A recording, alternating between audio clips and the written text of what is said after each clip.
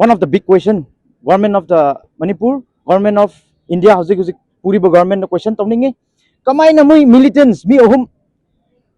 Senapati district makhada Kangpokpi da mui kapnaraga sokpa mi ohum purae hui hauzik ensam all naga student association Manipur hui ensam akhui team laga visit tawe mi ani de kana serious tawe mi ohum ne purak pase hauzik casualty da laye asi purak pase kamai na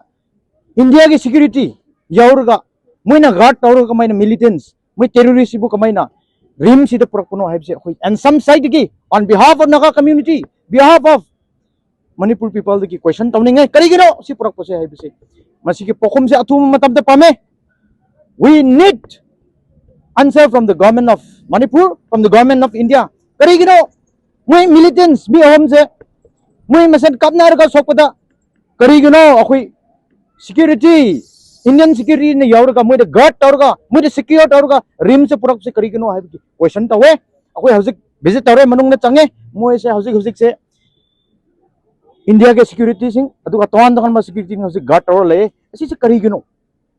what is the reason behind there must be certain reason behind this karigino ba kuki militants mi ohum sibu sokpada mui na guard taurga kamai na rims da in the capital of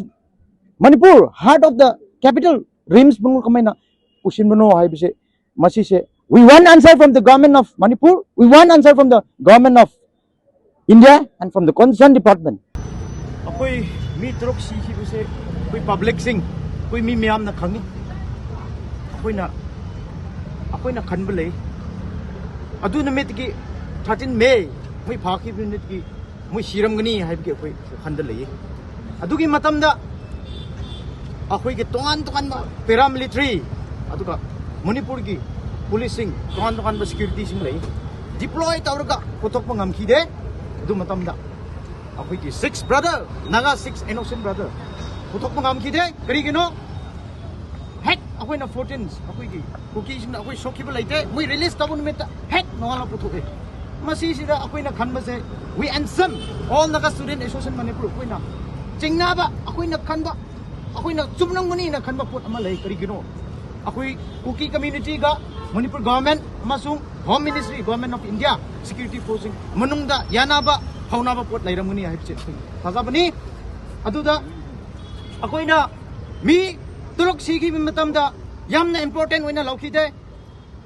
ako'y Kangpokpi SP masamak yaurga picture yaurga evidence yaurga eyewitness yaurga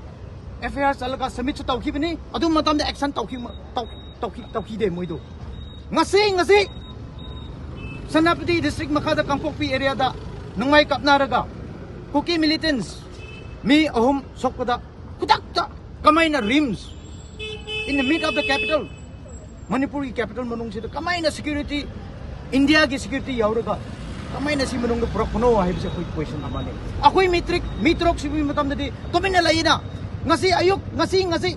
hauzik kapnaraga hauzik boy purak pang mena ako'y ki Kuki ki mi ohum militants dedi sige se ako'y and some side ki this is one of the big questions to the concerned authority as well as the state authority and the central